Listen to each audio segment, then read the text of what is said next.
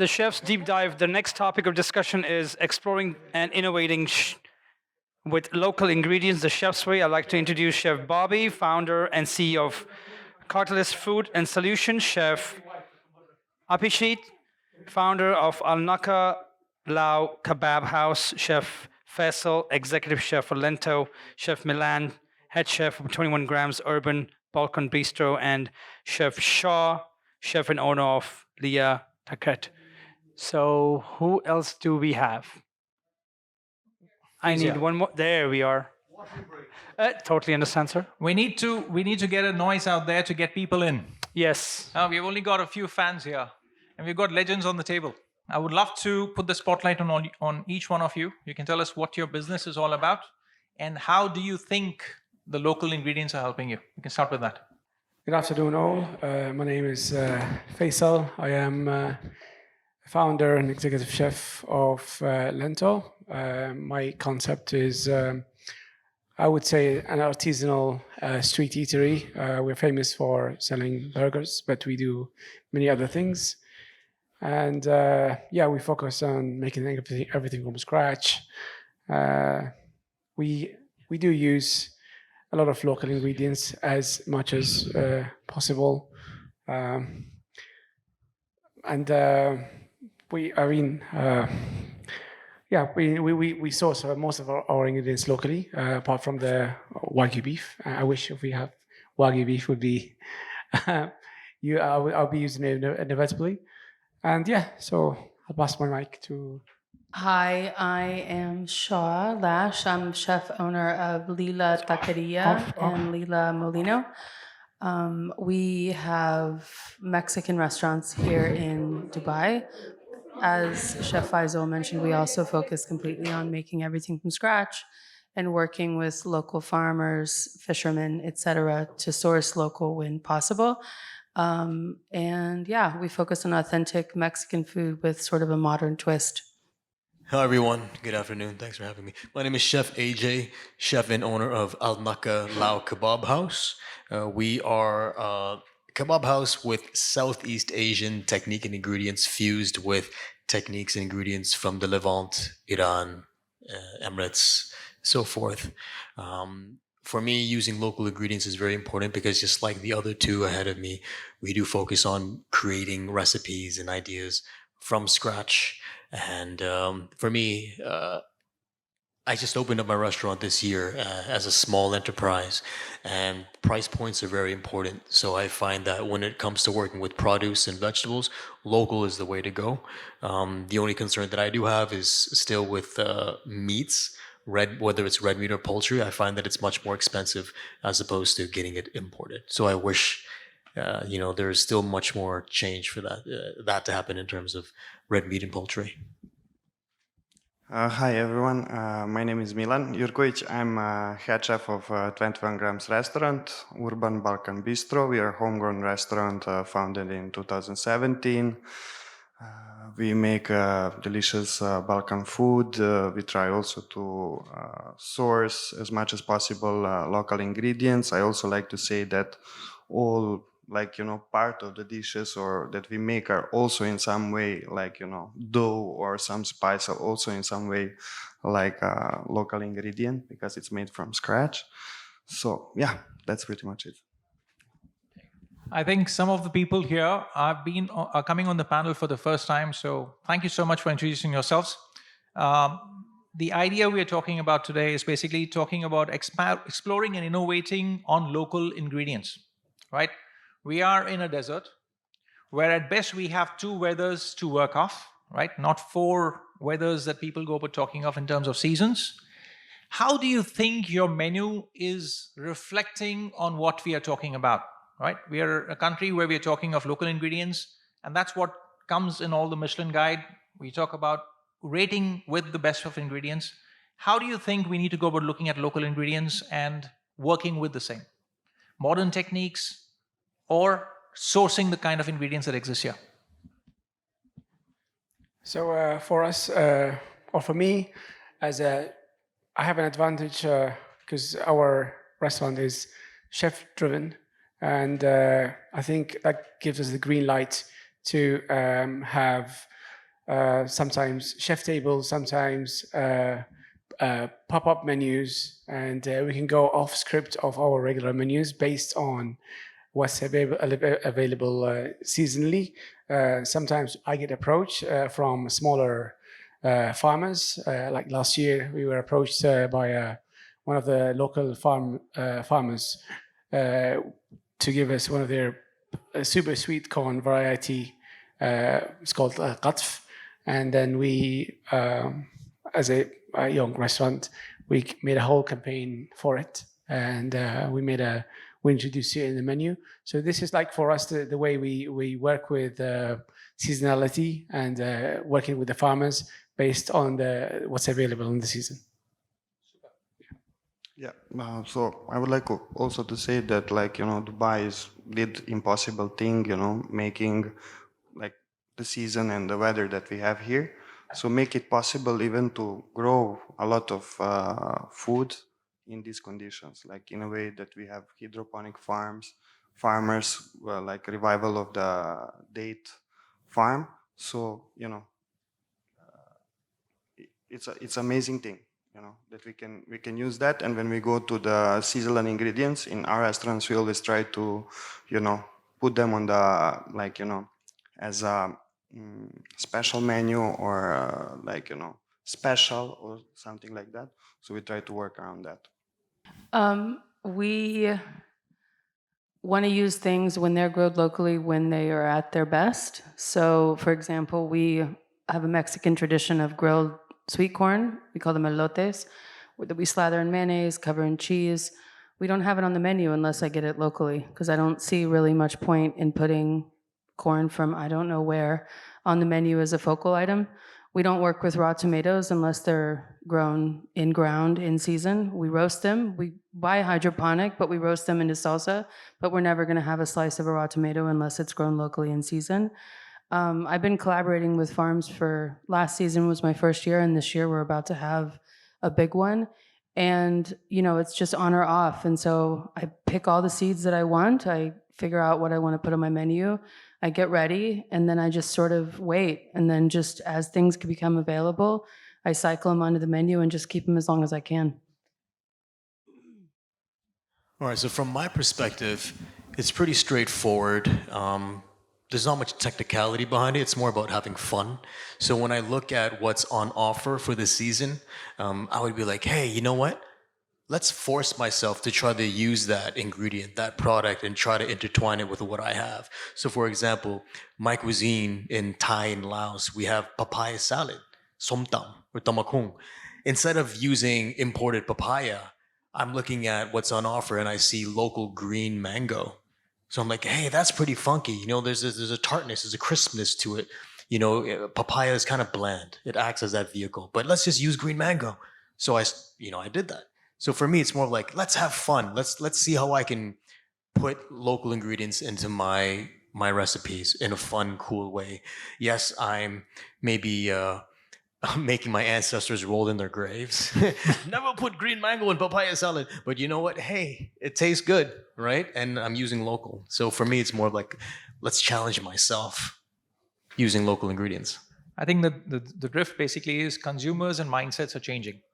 If I was to go about looking at ingredients that you're using locally, where we have a story to go about talking of, if I say Dubai as a tourist destination, where I'm putting products in play, and I want to go about putting the spotlight on local ingredients, what are the products that you think, one product you can talk about, which you would like to have? We were having a conversation about a few. Think about one product that you have on your menu that you're using right now, which you feel needs to be celebrated, and we need to say, this is what linking environment and farming is all about. Okay, I wouldn't say a product, like a fresh product that I use in my menu, but I have a secret chili sauce. He knows about it. And it's funky, it's fermented, and people have been stealing it sometimes because we don't sell it. Because I might have it as a condiment to sell, and it has one of the traditional products in the pickling process, which is the dried garlic chips. We use it in the pickling techniques we call achar, Emirati achar. And what when you make a pickle and you put this thing, which is like essential for it to be called achar, which is like a dried garlic chips. They're not available in supermarkets. You only find them in the old souk in Dubai. Yeah, the old Dubai. And yeah, so that's one of the things I like people. I want people to try when they try. Like there's something funky, garlicky in there. So yeah, it is in my chili sauce. I think you also get really beautiful seasonal mangoes here, and I think we look towards India and Pakistan, obviously because it's a season we all know and we all understand. But if at the right time of year you're driving across to Fujairah, you see the guys on the side of the road selling, and they're not as maybe marketable because I think they're quite soft and they're quite big, and so they're not as easily to sort of send to a market, but they're delicious. And so that's also, I think, a really nice, like, sort of local, natively available product. For me, dates. That is my favorite, ingredient here. Yeah, even if you take a date, that's the right amount of sugar that you have intake per day. So, like, if you have one date, like that's enough sugar for one day. So, in our restaurant, it's in one of our most popular dishes. We have banana split with salted dates with some sherbet sauce back home from Serbia that I grew up drinking. We call it like burnt milk. So pretty much that's it, like incorporation of something that, like, when we talk about Dubai is a blending spot of the cultures, no? So we need to celebrate the local ingredients with the techniques and our knowledge that we bring from back home. And it's just the winning point. Yeah, so along with Chef Milan, I used a lot of dates on my menu as well. But I'm not going to talk about that because he did a great job. For me, I'm going to stick to honestly the foundational ingredients like herbs. You know, the cilantro, the mint, tomatoes, that produce that Shaw mentioned. We use a lot of that at Al Naka, and I can't get enough of it. I would say tomatoes, especially from Emirates Biofarm, Pure Harvest. You know, those are great. But I like to keep it simple, you know, and I mentioned before green mangoes. Right now, on my menu, I have this lamb shank masaman biryani curry, and I use the local sweet corn for it as well. So with masaman curry, you want it to be a little bit sweet. So instead of adding sweetness to the curry gravy, I decided to use the sweetness from corn. So we'll grill that. So I only use firewood. So I firewood grill the corn. Just simple, cut it off, sprinkle it on the curry, and it adds a nice touch, and it's a local ingredient. You know, a lot of times when people try to use local ingredients, they try to do too much to it. But if you let the ingredient speak for itself, that's amazing. And all of these chefs do that. I think COVID taught us that food sustainability is a big story. UAE has said by 2051, we are going to go about leading the global food sustainability index in some format, right? If I try to tell you, the UAE has a treaty with India for rice, and 70% of the rice gets offered to the locals through co-ops, 30% goes to the local market, and the price is about 30% lower. So you have global treaties in place to work the product across, right? Like rice, they've gone about going to Meat and Livestock Australia and gone in for a global treaty again. The big question I have is, what is the value perception or what is the benefit that you get with all these global treaties going on? Your restaurateurs, are there any benefits that you are getting in to run your businesses? Saying that if I get this product where there is a global treaty, there's a global treaty with Brazil, there's a global treaty with Australia, there's a global treaty with India. We have ingredients that are here, and where we're processing the foods also is an interesting story. So is it the money is going to the middleman, or where do you see the value perception of what you can put on the table? I think personally, if we use the local ingredients and put them on the plate, they are not only part of the dish. They are the solution for Dubai sustainability and the future. Like for the things that all of us need to join the forces, and us as a leaders, and let's say in the food and beverage hospitality. We need to be the voice for the local product. So there is I don't think there is like a too much, but you know, we need to work maybe directly with the farmers. Me personally, I'm mostly like getting my stuff through the food suppliers, not directly from the farmers. I come as from Europe, from Serbia. Like we have in every block, we have a small supermarket. I would like to see more of that, here where like, I think you guys also had like situations where the food supplier will just knock on your door in the restaurant and he will say, oh, I have a beef from here and there. I would like to see also people who are farmers coming and, walking into restaurant and saying, I have a great product, I think it would be better. But as we talked before with Chef Faisal said, they need to fight, be transparent, fight for themselves if they want to get, more space on the market. Do you think the meat value you're getting is good? With the treaties in place, do you think you're getting a fair price for business? I don't know the difference. I'm not sure because, like, for example, where's your Wagyu from? Where do you get it? Australia? New Zealand, yeah. So we're the same. So our ribeye is New Zealand at the taqueria, and our regular beef is grass-fed from Australia. I don't know the difference, but I buy from a small supplier in Dubai. Literally, it's an Arab butcher in Motor City that we started with when we first opened the taqueria when nobody would give us credit.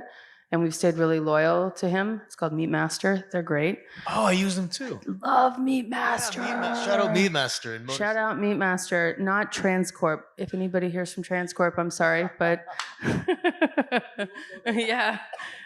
Small guys are at every level, actual suppliers and middlemen, because we have a lot of really great suppliers in Dubai that are tiny, like Best Latin Foods distributes our tortillas, and Whisk, and all these other guys that represent the small ones.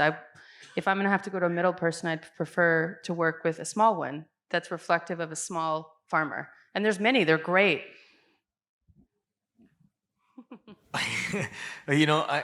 Going back to the question, Bobby, I feel like there is no benefit with working with global entities, despite the fact that there are treaties in place, because even though you will get better pricing, you're still not doing a service to the local environment and to sustainability, like Milan mentioned. But the thing is, though, I believe there's a strong disconnect still.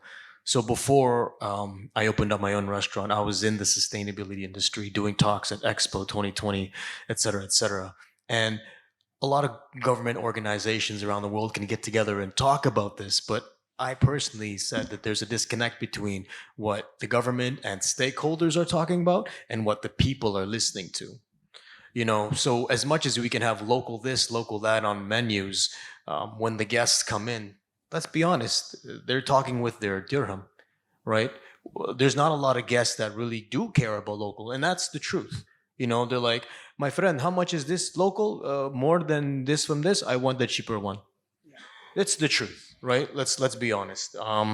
So to connect that together, I feel like there has to be more of an effort in communication to the next generation in the UAE and around the globe to talk about, the real value-added benefits to purchasing and eating and consuming local ingredients in such a way that I know there was a few talks before about Gen Z. That's the answer. Honestly, the Gen Zs, they're very smart. They're smarter than what we think. And we just have to make sure that we communicate it in such a way that they believe us and we're authentic about pushing local, not just, saying local as a buzz hot word. That's the thing. There has to be a connection. Because as much as we try to put local on the menu, they just won't buy it if the prices are too high and if they don't care. So the retail scape, if I was to go with asking you, right? What do you think are the primary challenges you face? Are you connected to the farmers? If these people are to have a takeaway, and there are not many of them, so if I'm going to say, what do you think are the challenges? Let's talk honestly and say, I want to buy local. I want to reach the farms, the middlemen. Currently, we don't have a calendar of what is growing when, right? Which means seasonality is not something you can go about putting on your menus as such. What do you think are your primary challenges that you would like to go about talking of? I have none. I talk to the farmer every day. Smart. Any challenges that you see from a business perspective? I mean, yeah, obviously the seasonality is a bit murky. We don't know a lot about it in the sea or on the land. In the sea, we need more of the sea. Everybody's keeping the information. And also the variety of the products. We have a challenge in that. For us, I mean, we can as chefs play around what's available, and whatever is there, we try to utilize it. We were speaking about the siliconias, siliconia to use earlier, and yeah, so we can play around that for us. And then another challenge is obviously the prices for the local ingredients. And like it's challenging for us to convince the buyer, like, oh, this is our price, so because it's local, and the buyer doesn't care. That's the So biggest challenge. industry, sorry, Chef Shaw. My one interesting observation is I feel like, in a very fascinating way, the UAE is like working in reverse as far as like farming. Because like Europe, you had hundreds of years of this tradition, right? And obviously, what was here before modernity was Bedouin tribes, right? And so you had a lot of the herding and hunting, etc. But the mandate from the founders is that this will be green, and we will plant trees, and we will make this an agricultural place.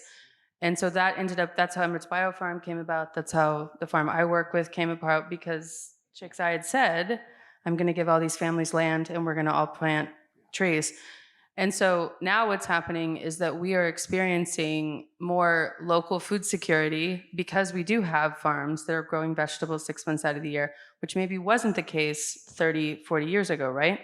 And what I find is that the vegetables grown locally are actually cheaper, like much, much cheaper, because it's not on a plane with 3 middlemen, with import brokers, with gas, with whatever.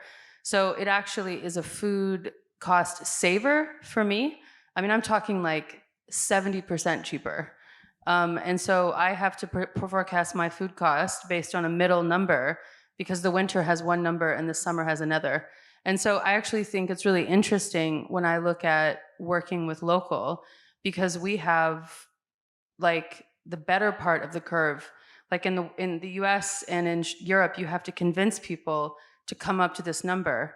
But here, it's almost like, just give us a little bit of patience and the number will fall, which is like a reverse idea, has been my experience at least, which is kind of exciting because we have the sunshine, obviously. We have the ability to have enough topsoil to grow sort of summer vegetables, eggplant, tomatoes, cucumber, zucchini, squash, beans, okra, etc. And we just have to sort of be patient with what's available, right? I think Chef Shaw is talking about also, she says, if you give me a seed, I'll grow it. So she also goes about working the ecosystem of growing vegetables herself. So when she's saying 70%, understand it, when she grows it herself. See, waters are expensive. With the farm. With the farm, Yeah, yes. with the farm. Yeah, So you got to understand water is expensive. Yeah, it's an expensive commodity to work off. And yes, we have topsoil that you're putting on, but my point is, if I was to go about looking at buying local from a supermarket, for everybody here to go about saying, or buying local here in real sense of the word, is it cost effective now when you're buying it from you're trying to buy food from one vendor who gives you everything, right? However, you have worked the competition, or you worked the part of going straight to your partner farmers. So you've had partners who are small, who give you a product or two, and you've built the relationship. So what are the challenges you think those farmers have? Competition, payments, what do you think is the ecosystem? How can I want we to hear what nurture? Faisal has to say too after I talk. I'm passing it over to the local. I want to hear his opinion. I think that there is a serious lack of awareness of a local organic farm movement in the UAE. I think a lot of people think all there is dates and camels, and it is definitely not true. Drive through Al Ain, which is the more fertile part of the country that has more water, and you just see tons and tons and tons of local farms growing spinach and tomatoes and potatoes and all sorts of things. So I think things track 15 years-ish behind maybe sort of modern marketing trends in the region, maybe. And I find a tremendous appetite when I work with, like I go to Farmers Market Dubai every Saturday at Al Circle. There's 20 local farmers, but many of them don't speak English. They don't really want to use their WhatsApp because they're out in the field. They don't really feel like answering when you're pestering them about pricing and consistency. So you have to be patient. Obviously, I'm very loyal to these guys. When they ask for my help for a demo, I show up. When they ask for help for publicity, I show up. When they ask for help on the radio, I show up. And that builds that trust, right? Which takes time. It takes years of, I buy the seeds, I show up. When they want my help, I bring them, lemongrass and ginger from Chef AJ, and I'm growing chilies for his business partner, and I'm growing chilies for Chef Omar at Boca. And that's how we build those relationships, So you basically work with cash, or you think they give you credit? They give me credit. Okay, so she's basically worked the ecosystem to make sure that that is a big. I pay on time. Welcome to the UAE, right? We don't go there. We don't talk about it. Exactly. Okay, so in terms of sourcing locally, we believe it's more cost effective. How do you think the ecosystem needs to adapt so that we can talk about our ingredients? Camel meat, for example.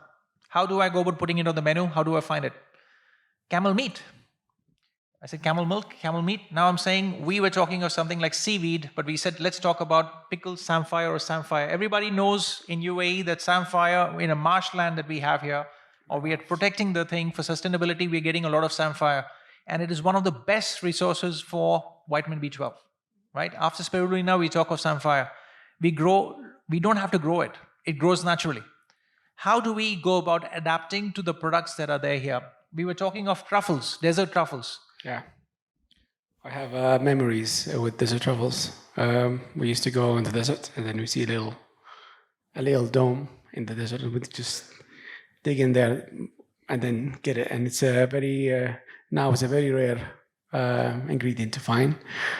And I mean, if you get lucky to get your hands on truffle, I mean, they have a very smooth way to get into a menu. I mean, if I have truffles now, I mean, I would do so many things with it, because it is. We use it as a meat replacement. When back in the days, the way we cook it is with the lamb machbous.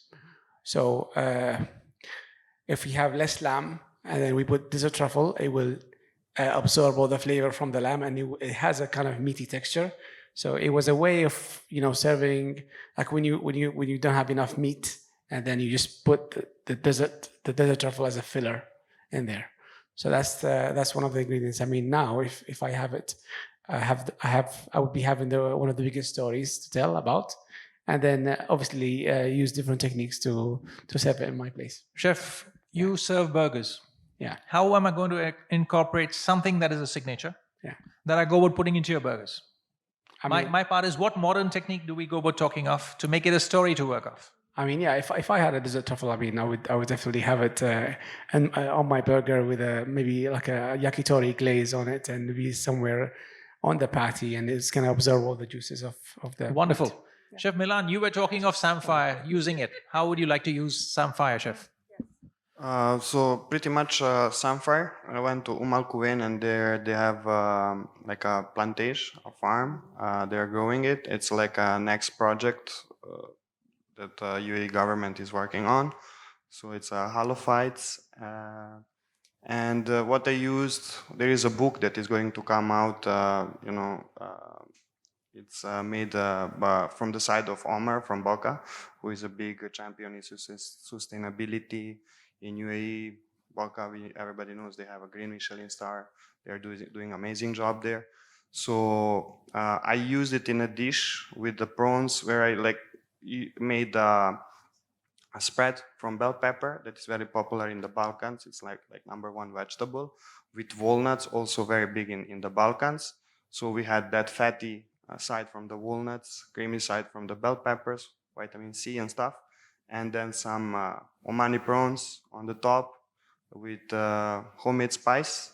So we have spicy, fatty, and Salicornia or sea asparagus here came as a flavor enhancer, as a instead of salt, just stir fried and goes on top of the dish. So- It's growing pretty much. I had one event in Pura, in Abu Dhabi, and you can just walk on the seaside and pick it up. So It's what we amazing. found out, and sorry for cutting in, Chef. What we found out is the samphire here, or sea asparagus as we call it, great product, little more saltier than what we have in the world. So when people were harvesting oysters, stories they would throw samphire along with it, so that you would eat it along with the, when you shuck the oysters, either grilling them or eating in the raw, you would have the samphire with it. So it was used to keep the salt on the samphire was used to keep the oysters for a longer time. We didn't have chillers and stuff there. So you would basically have the water from the samphire going in. So it's a very good source of water. Works a part of adding it. So that's the story that we can go about selling and working off. In terms of sustainability that you went about talking of now, one of the biggest regions of the world we have for wastage.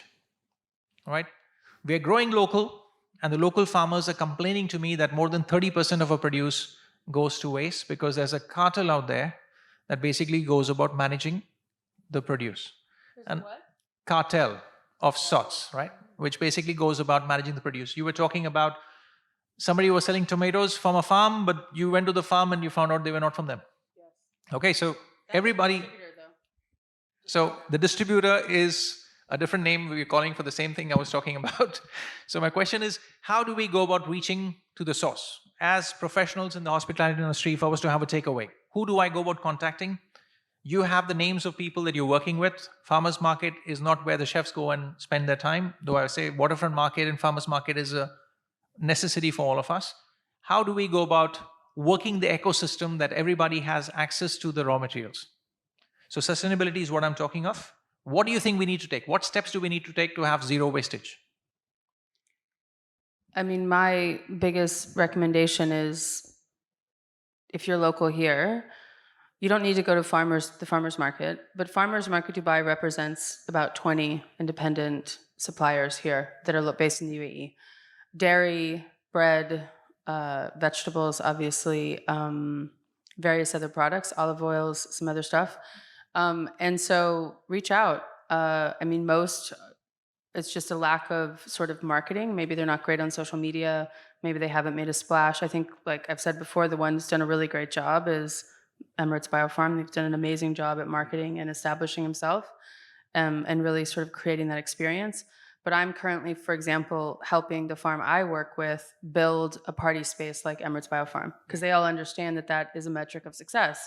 If you can create that sort of Saturday like hayride experience, that people will come and they'll know about your farm. But these guys, they are very weary of being greenwashed, is the word I will call it, when distributors sort of scoop up their stuff and misrepresent it in various ways, or say it's from a local farm and it's not, and then they get a bad reputation because their produce is being sold in a different way.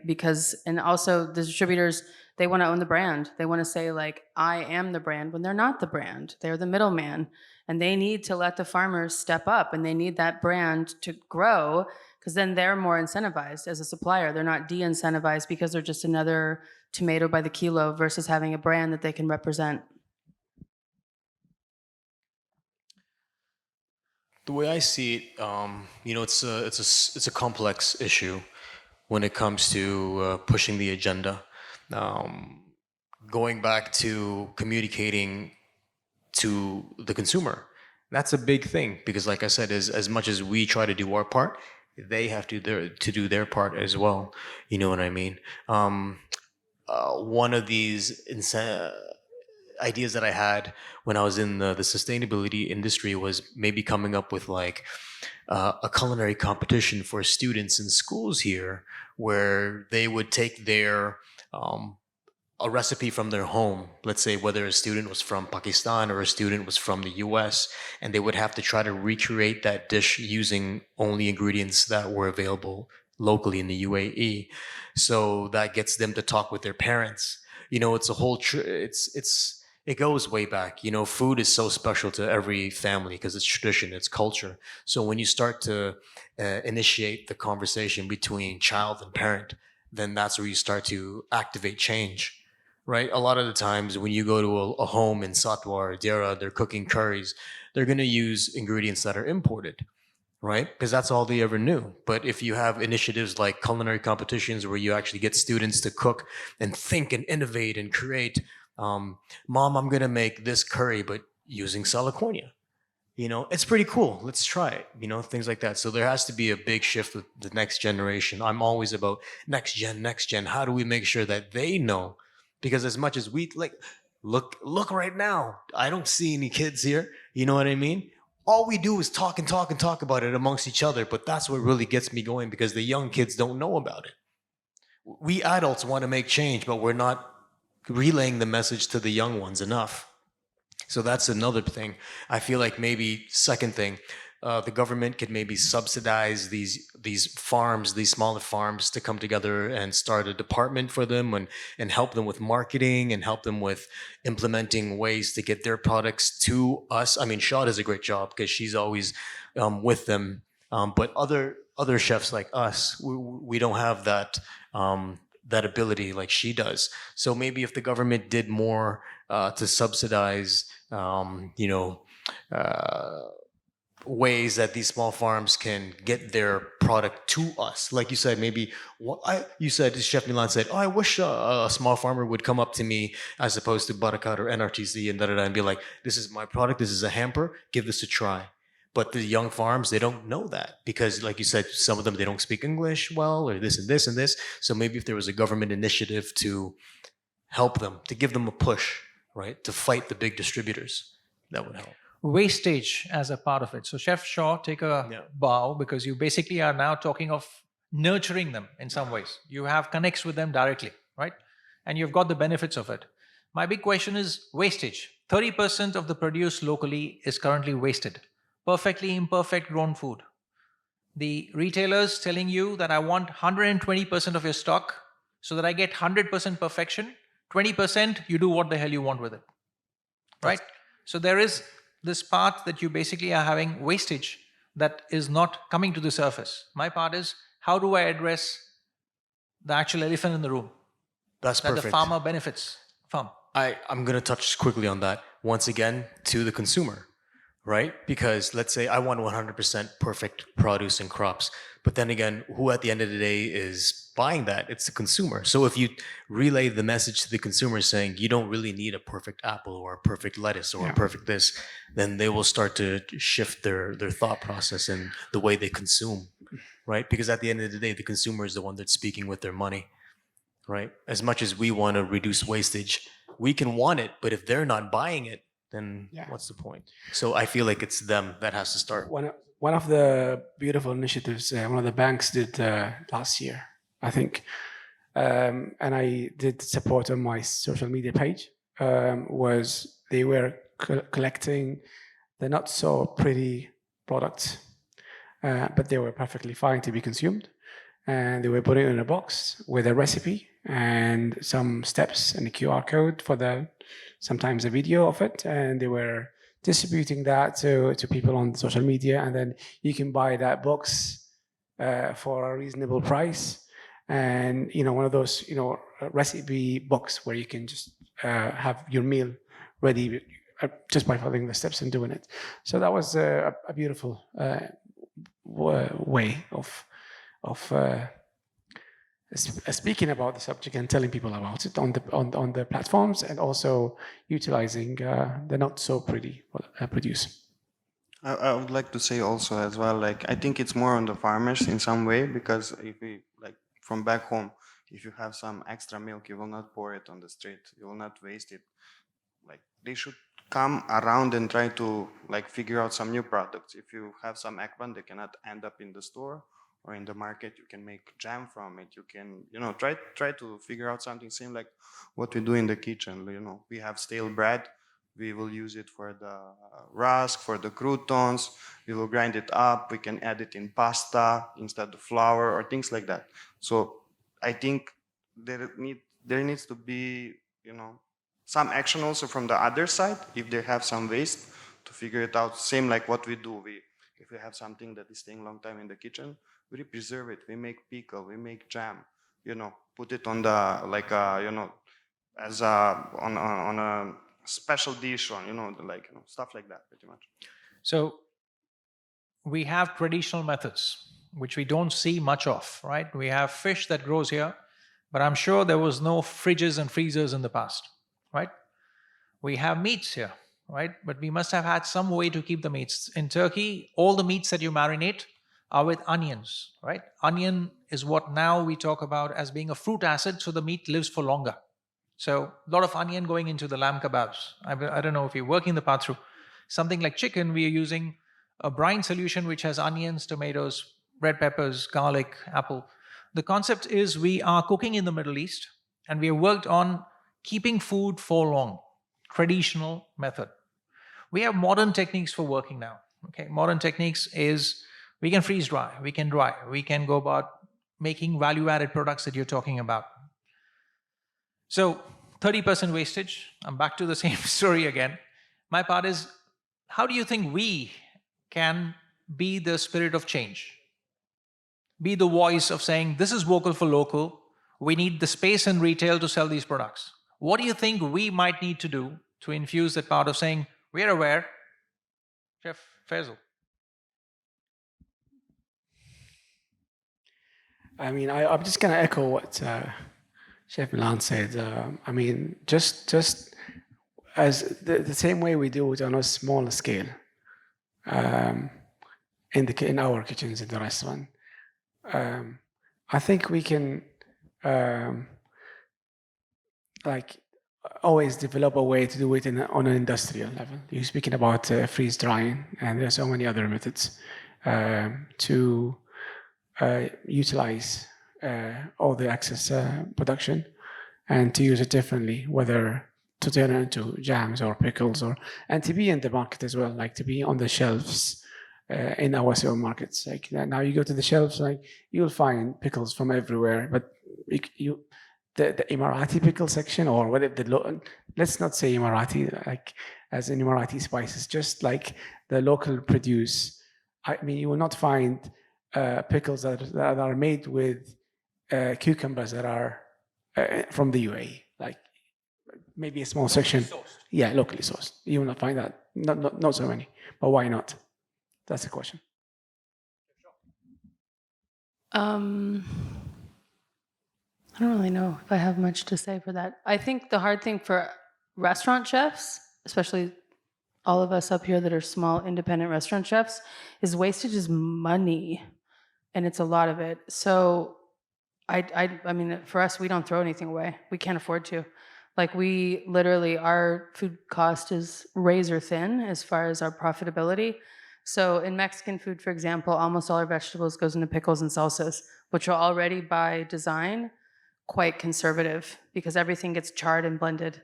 So for me personally, like, it already is a very sustainable cuisine style because we pickle and char everything.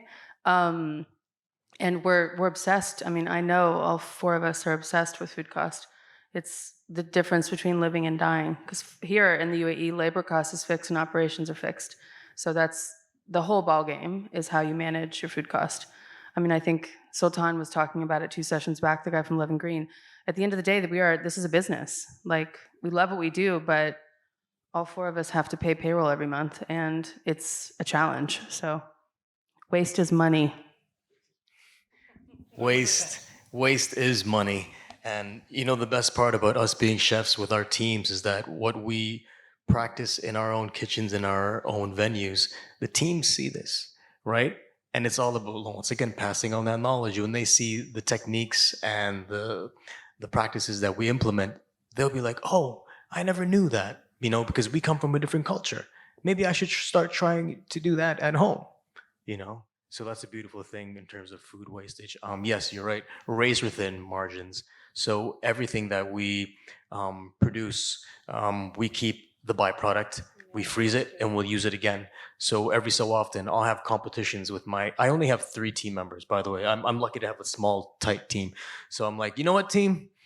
Today we're gonna have fun. Before service, you have about 30 minutes. Let's use what we've froze in the freezer from the last week. You guys make a recipe and let's all judge it. Like fun things like that. Once again, I'm going back to fun. So, for the next generation, when you make it fun, they don't know that they're learning, and then they get that value instilled in them. Like, oh, this is fun, saving the planet. Yeah, I think everybody needs to step out of because everybody's doing what is convenient for them. Yes, so even the people outside, they will do the most convenient thing. They will go in the store and buy peppers, or you go in the most two known markets. You will buy food and vegetable from, let's say, Holland or something like that.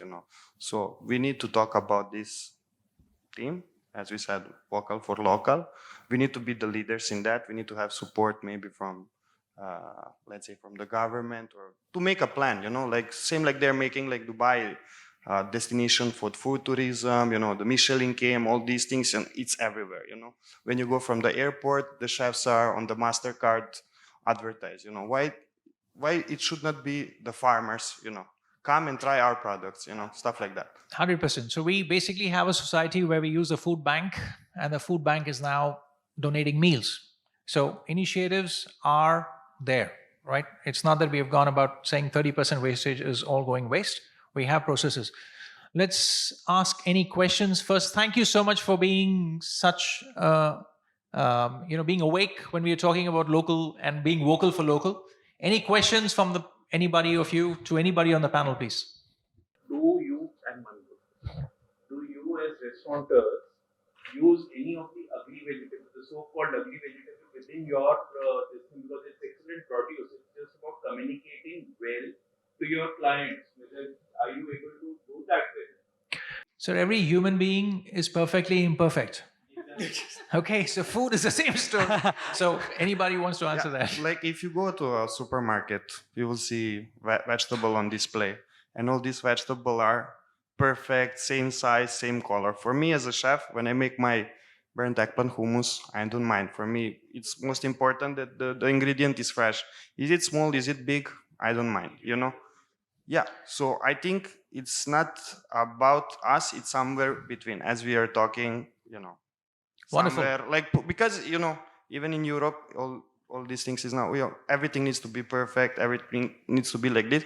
But if you go to a local market in the block, the things are unperfect, organic, fresh, stuff like that. So I think, and even in my country, people are like, we don't want this, we don't want GMO, we don't want perfect things, we want fresh stuff. So it needs to be, here, because people are here, hey, my friend is buying this, I will buy also, or my friend is going to eat in this restaurant, 50 people will go there. People are following people, I believe. In this 100%. country, Gen Z does that. Sorry. Sorry, may I just add on to that? Not even perfectly imperfect, but even with perfect vegetables, there's still a wastage. For example, I see this all the time. I'm a big fan of broccoli. I eat broccoli every day, actually. It has a high protein content for a vegetable. And I see a lot of chefs, even home cooks, they prepare it, they only use the crown. I go like, what about the stem? It's so delicious, it's crunchy, Okay, mind you, the bottom of it, it's like kind of hardened, but just thinly slice that a millimeter or two, and you can use the whole stem. And like, oh, you can use the stem? Yeah, blanch that too. It just takes a different timing. That's it. So even with perfect vegetables, there's still wastage. People just have to learn how to use the whole thing. Super. Any other questions, please? One, when you talk about seasonalities, and obviously, you spoke about tomatoes off season or otherwise. Is there a general challenge that you face in menu orientation? Because obviously something's not available, and it's off season, then your menu cannot be standard 12 months of the year. So do you have to iterate and rotate the menus, or you've got a standard menu that runs through the restaurant? Yeah, so I mean, I think all of us being like chef-driven restaurateurs up here, we deal with a different metric, obviously. I spent many years of my cooking career in Chicago, and Chicago has the reverse issue, which is that it's freezing cold 5 months out of the year and nothing grows in the same way that we have the heat. And I worked at Mexican restaurants that didn't work with fresh tomatoes if they were out of season. And tomatoes are a big deal in Mexican food. It's a massive thing. So we reoriented our entire menu around tomatillos that we were getting from Mexico because they were sort of more seasonless because we don't like tomatoes that are out of season. And so we change our menu all the time, like constantly. And even like the farms here have potatoes and onions year round. They cellar them. They keep them at a low temperature. And I was buying potatoes all summer and I was buying onions as well all summer. And I think like even now, for example, like we're having a really hot summer. It hasn't broken yet. I have stuff I put in August that all bolted because it was too hot here. And that didn't happen last year. So you have to have a backup for sure. You got to have a backup. I have a backup. I know I can get Pure Harvest, bless them, but I don't like to use Pure Harvest very much raw. It's my personal taste. But being flexible, having a backup, knowing like I'm growing these really cool wild greens right now called Ruby Red Streaks that are related to mustard greens. And they were available. The farmer called me. So I took all the arugula and rocket off my menu and put Ruby Red Streaks on in replacement. So I have like a salad, I have flautas, I have a torta, I have something else. And I just changed everything and I just put farm greens on the menu. And farm greens means I can make it whatever I want. So whatever comes, I put on and that's it. And I try as much as possible to orient myself that way. I need tomatillos. I'm desperate for tomatillos. I'm growing them here now. I have almost half a hectare of tomatillos at the farm that's going to be available in about 2 weeks. And that changes my ability, first of all, my food cost, and my ability also, because the other thing I think I want to just quickly touch on is carbon footprint, right? We're talking about uglies, not uglies, where we get it from, whatever. Whatever comes into this country on a plane has a massive carbon footprint. So it's even if I'm currently growing Mexican heirloom corn at the farm for me to use for tortillas next year, like all these different heirloom varieties of Mexican corn. I no longer have to put that corn on a boat or on a plane to get it to me from Mexico. And that also is, even if it's not native, it's tremendously sustainable to save that fossil fuel, right? I think one last food for thought. We need to be vocal for local. If you go to a story of a date and you eat a date variety every day, it will take you 549 days of a fruit that basically grows local. Yeah, you're dated for 549 days. And those varieties are having the sustainable equation for your probiota. However, if you were eating an apple, it would take you 5 years to eat a different variety of apple every day, and every variety of apple today is GMO'd. So I'm very vocal for local. I'm giving you this food for thought. I think we need to go about celebrating local in every way or form. So thank you so much once again, chefs. It's an honor to have chaired you. Thank you.